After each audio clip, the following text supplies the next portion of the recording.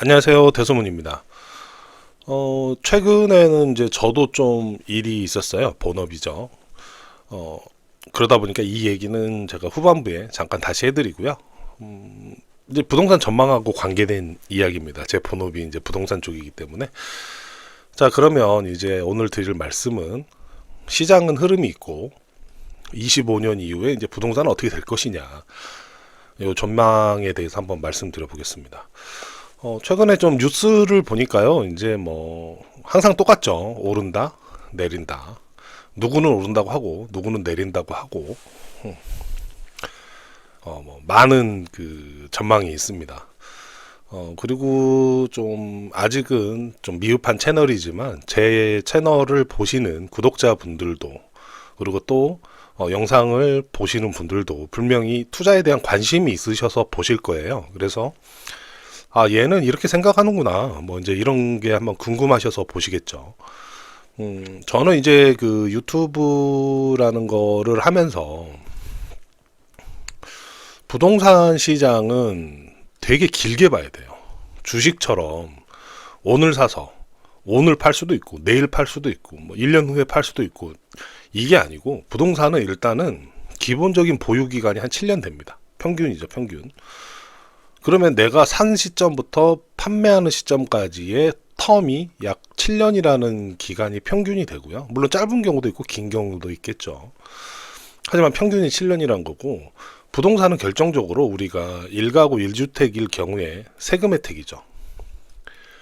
세금 혜택이 양도세, 비과세가 2년입니다. 2년 규정이.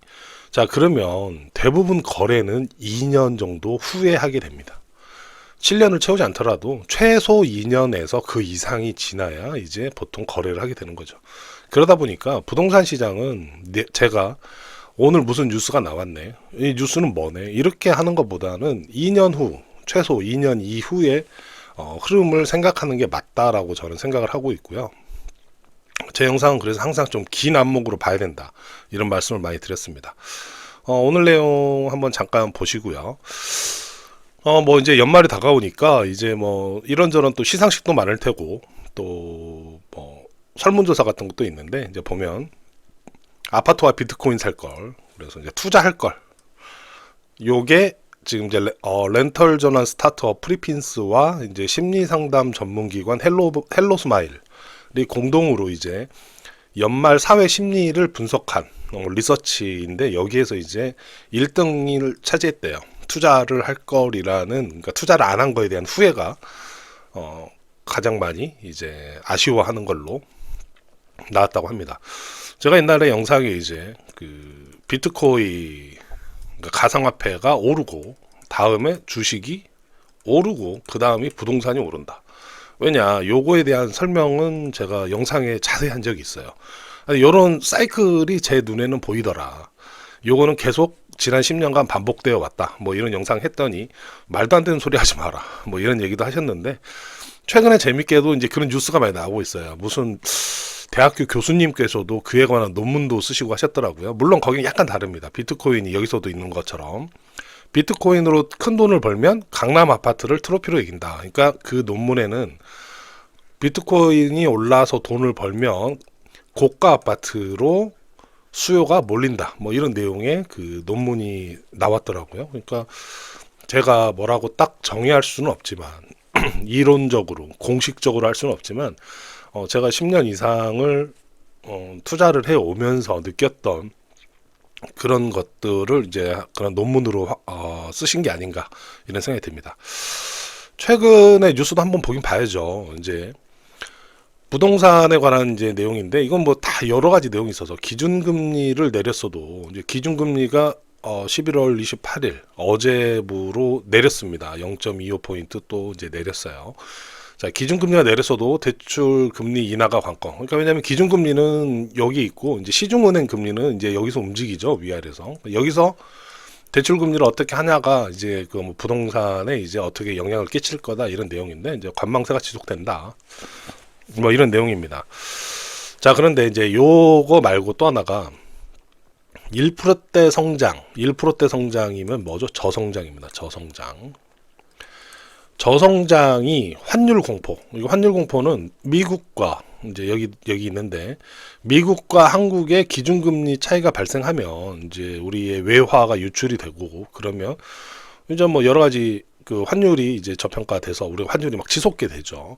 그러면 수입 물가가 올라지고 다시 그러면 또 인플레이션이 생길 수 있다. 뭐 이제 이런 게 공포인데 1% 성장, 저성장이 그러한 공포보다 더 걱정이 되니까 금리를 또 내릴 수도 있다. 이런 내용입니다. 그만큼 우리나라는 현재 저성장 상황을 위기로 생각하고 있고 저성장이라고 하면 내수부진에 우리가 실제 뭐 경제적인 용어 다 필요 없이 내 주머니가 가벼워지고 있는 걸 느끼게 되는 게 바로 요즘 같은 시대죠.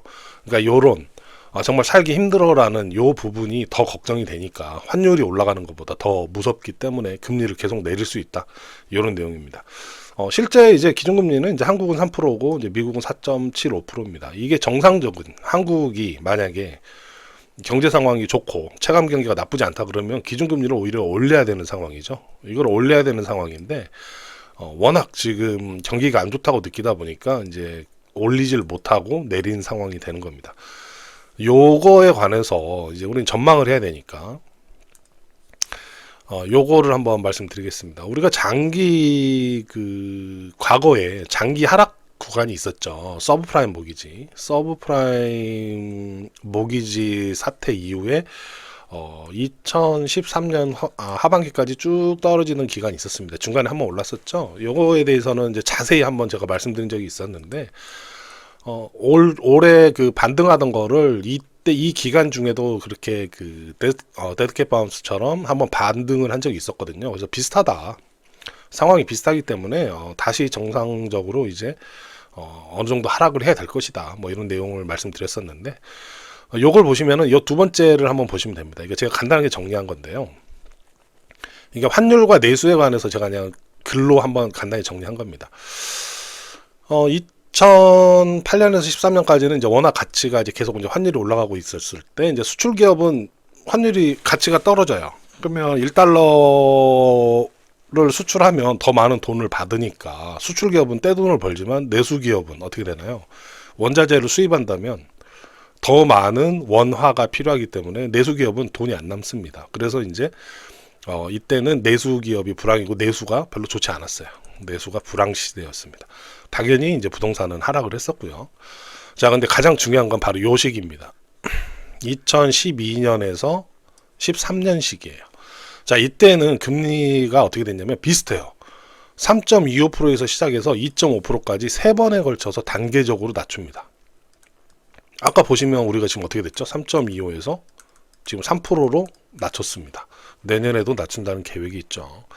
자, 이때는 기준금리 하락식입니다. 기준금리가 하락이 되면 혹자들은 뭐 어떻게 생각하시는 분들에 따라 다르겠지만 어떤 분들은 기준금리가 떨어지면 부동산은 바로 오른다 뭐 이러는데 절대 그러지 않습니다.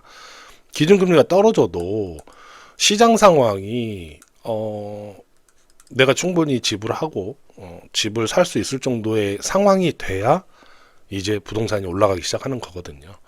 그리고 기준금리 0.25% 떨어졌다 하여서 이자가 엄청난 금액이라면 엄청난 차이가 나겠지만 우리가 일반적으로 대출받는 금액으로 따졌을 때 그 이자가 한 달에 1-20만 원 줄어든다 하여 내가 집을 사야지 이렇게 하지는 않습니다. 상황이 맞춰줘야 된다는 거죠. 그렇기 때문에 즉각적 반응은 아니고요. 장기적 반응이라고 생각하시면 됩니다. 자, 그러면 다시 한번 요거에 대해서 간단히 한번 말씀드려보면 2012년에서 13년도가 기준금리 하락시기고 이때가 지금처럼 비슷하게 3.25%에서 2.5%로 3번에 걸쳐 단계적 인하가 됐었습니다. 결과적으로. 현재가 3.0%라고 했죠. 한 번 인하를 했고 앞으로 우리도 2.5% 정도까지는 갈 수 있다라는 좀 전망을 할 수도 있겠죠. 이 시기에는 계속 부동산이 하락을 했었습니다. 기준금리는 떨어지고 있었지만 하지만 2013년 이후에 이제 미국의 금리가 지속적으로 하락을 해서 미국과 한국의 금리 차이가 줄어들게 되고 그러면서 원화 가치가 상승하고 한국의 경기가 살아나면서 내수가 호황을 맞게 되고 그때부터 부동산 상승이 이제 본격적으로 일어나게 됐죠. 자, 요 큰 틀에서 한번 생각을 해보시면요. 역사는 많이 반복돼요. 한번 생각을 해보시면 제가 항상 제 영상 꾸준히 보신 분 아시겠지만 25년 상반기까지는 그냥 관망하겠다. 물론 관망인데 이제 상황이 제가 봤을 때 좋다고 생각하면 매수를 할 것이다 라고 제가 말씀드렸었어요. 이때 사면 2년 후가 27년도입니다. 아까 말씀드렸죠. 부동산은 샀다 팔았다가 아니라 사고 최소 한 2년은 지나야 이제 세금 혜택을 받기 때문에 27년도는 저는 상승이 될 거라고 생각을 하고 있습니다. 25년은 아마도 계속 요 분위기일 거예요. 약간 떨어지거나 계속 그렇게 뭐 반등을 한다 이것도 아닐 겁니다. 26년도 더 떨어질 수도 있을 겁니다. 거의 큰 변화 없이 계속 그냥 요 상태로 간다는 생각이 듭니다. 하지만 왜 25년 제가 상반기까지 관망을 하고 상반기에 좋은 시점이 있거나 혹은 하반기에 저는 매수를 할 거다라고 했냐면, 제가 설령 100이라는 시점에 매수를 했는데 이게 26년도 뭐 27년 상반기가 될 수도 있겠지만 향후 1, 2년간 떨어진다 하여도 제가 봤을 때는 뭐 95나 90? 요 정도까지는 떨어질 수 있다고 생각을 하거든요. 이 정도 떨어지지만 이 정도의 차이는 뭐 충분히 인내할 수 있고 27년 이후에 상승을 한다면 100 이상으로 더 많이 올라갈 것이다 이렇게 생각을 하고 있습니다. 그러면 이렇게 생각을 하실 수도 있어요. 야, 그러면 26년도에도 결코 막 그렇게 엄청난 반등이 없고 비슷하게 뭐 살짝 떨어지거나 이 정도 수준이라면 이때 사는 게 낫지 않니? 이런 생각하실 수도 있죠. 가장 중요한 거는 그런 최바닥을 잡으려고 하면 좋은 물건을 살 수가 없습니다. 근데 물건이 다 사라지고 난 후죠. 점점 사람들이 사기 시작하거든요. 이 떨어지는 구간이라 해서 매수가 없는 게 아니에요. 이런 떨어지는 구간에도 누군가는 사고 있습니다. 조금씩. 한꺼번에 사지 않기 때문에 가격이 막 폭등을 하거나 이러지 않을 뿐이지, 이제 실수요자분들이라든가 좀 빠르신 분들은 미리미리 사고 기다리시는 거죠. 이러다 보면 이 사는 분들이 어떤 걸 살까요? 좋은 걸 삽니다. 남아있는 것 중에 좋은 걸 사죠. 그러면 정말 이 바닥까지 왔을 때에 살려고 하시는 분들은 실제 내가 매수에 나서야지 라고 할 때 좋은 물건을 못 사는 경우가 생깁니다. 그렇기 때문에 저는 이제 전망을 하자면 25년, 26년은 비슷할 거다. 즉, 그래프로 굳이 하자면 현재가 이 시점이라면, 이게 현재 시점이라면 뭐 살짝 떨어지거나 뭐 한 요 정도로 움직일 것이다. 저는 이렇게 생각을 하고 있습니다. 물론 이게 등락은 있겠죠. 뭐 올라갔다 내려갔다 하겠지만 뭐 요 정도로 움직이지 않을까 생각을 하고 있습니다. 또 하나는 제가 이제 본업에 관한 얘기를 말씀드려 볼게요. 요즘 제가 미팅이 많습니다. 사업에 관한 이제 계획을 세우는 단계죠. 제가 옛날에 아파트가 건립되기 위해서는 착공만 생각을 해서 착공부터 준공까지 뭐 3년 정도 평균으로 잡고, 그러기 때문에 사업은 뭐 3년 정도 하나보다 생각하는데 이 준공까지 가는 기간이 평균 2년 정도가 소요된다고 제가 말씀을 드렸었습니다. 더 걸릴 수도 있고 짧게 걸릴 수도 있지만 인허가 과정이라든가 이것 때문에 한 2년 정도 소요된다고 말씀드렸죠. 그런데 제가 요즘 저에게 전화도 많이 오고 검토 의뢰도 많이 오거든요.